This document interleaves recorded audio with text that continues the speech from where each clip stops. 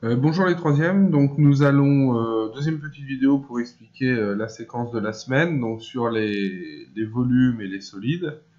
Donc je vais pas dire grand chose de plus que ce qu'il y a sur la feuille, ça va être assez rapide. Juste pour vous dire ce qu'il y a à connaître par cœur et ce qu'il y a moins bien connaître par cœur.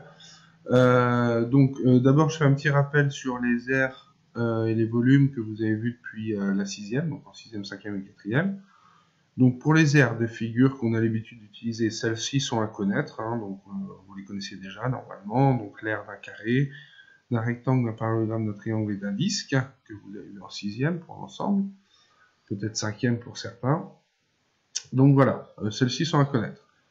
Pour les volumes, donc l'intérieur d'un solide, vous avez vu en sixième le pavé droit et cube, donc ils sont à connaître, longueur fois largeur fois hauteur. Les autres ne sont pas forcément à connaître par cœur, souvent elles sont redonnées dans les exercices. Donc pour prisme droit, cylindre, c'est la même chose, hein, c'est l'aire de la base fois la hauteur.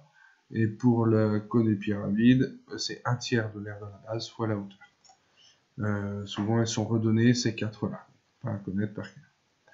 On va voir maintenant un petit peu plus ce que sont les sphères et boules. Donc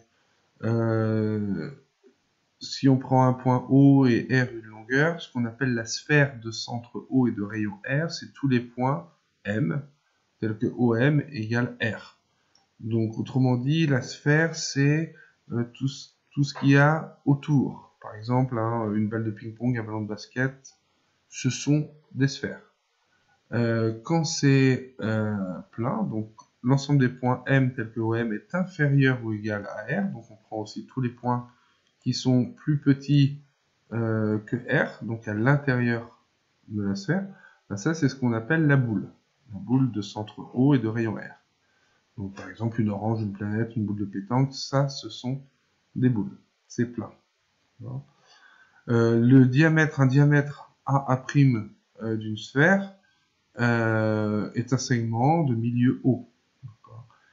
On dit que les points A et A' sont diamétralement opposés. Par exemple, si je prends le point A qui serait ici, et le point A' qui serait ici, donc ça forme un diamètre de la sphère, le milieu est haut, et on dit que ces deux points, A et A', sont diamétralement opposés.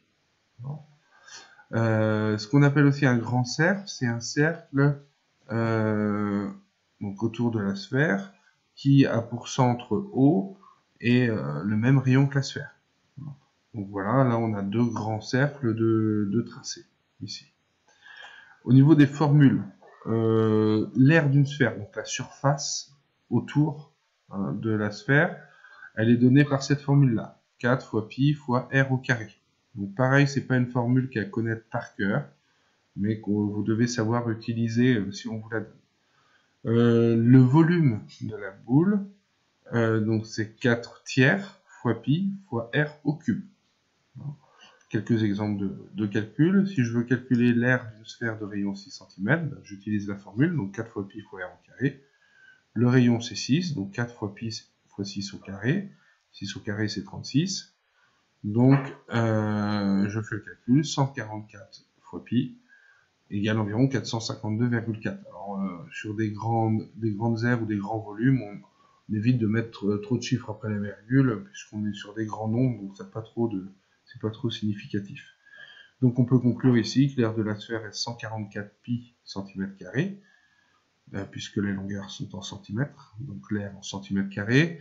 Donc ça c'est la valeur exacte, on laisse pi, et si on remplace pi par 3,14 environ, ou si on appuie avec la touche pi de la calculatrice, ça fait environ 452,4 cm². Donc ça c'est au dixième près.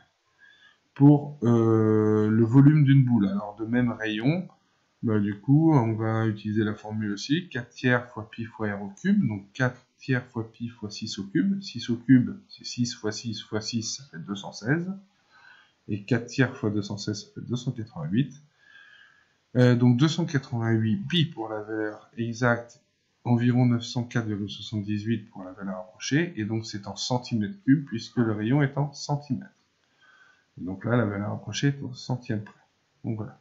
Je vous laisse faire les autres étapes. Pour ceux qui ont besoin de revoir comment on convertit des volumes avec les capacités aussi, litres, décilitres, etc.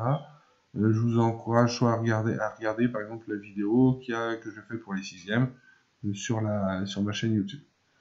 Voilà, bon courage à vous, à bientôt.